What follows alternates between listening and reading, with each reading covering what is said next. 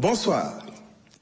Le président de la République, son Excellence Bassirou Diomaye Diakhar Faye, a tenu à lancer un appel solennel à l'ensemble des acteurs politiques et des forces vives de la nation pour une participation active et réussie au dialogue national sur le système politique qu'il ouvrira officiellement le 28 mai 2025. Le ministre de l'Intérieur, en coordination avec le cabinet présidentiel et le facilitateur général, veillera à la mobilisation de toutes les parties prenantes, partis politiques, société civile, syndicats, employeurs, leaders religieux et coutumiers, ainsi que les organisations de jeunesse et de femmes, afin d'assurer le bon déroulement des travaux conformément aux termes de référence validés. La diaspora sénégalaise, acteur clé de notre développement, sera pleinement associée à cet élan national. Le chef de l'État a salué leur contribution essentielle à la vie politique, économique et culturelle du Sénégal. Il a demandé au gouvernement d'accélérer la résolution de leurs préoccupations administratives et sociales, notamment les cartes d'identité, passeports, pensions, tout en renforçant l'accompagnement de leurs projets via des outils comme la plateforme Tabac Sénégal ou le Fonds d'appui aux Sénégalais de l'étranger.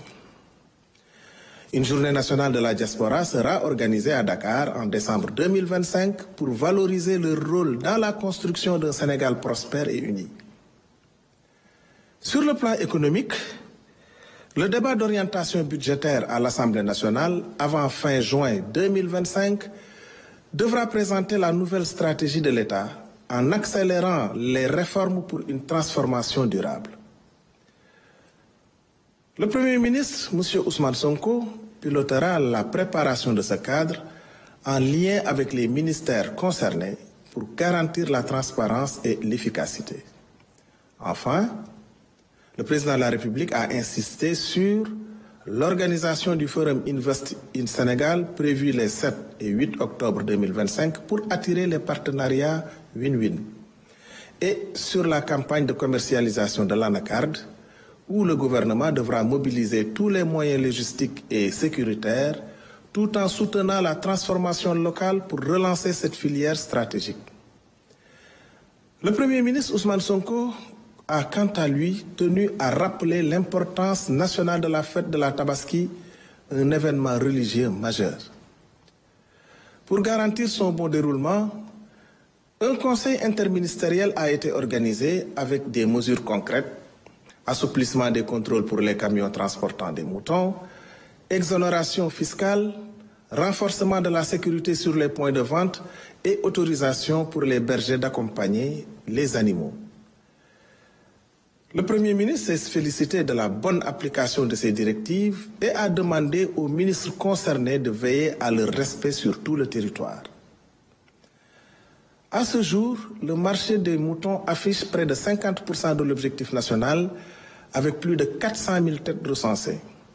Les points de vente sont bien aménagés et les marchés de l'oignon et de la pomme de terre restent stables.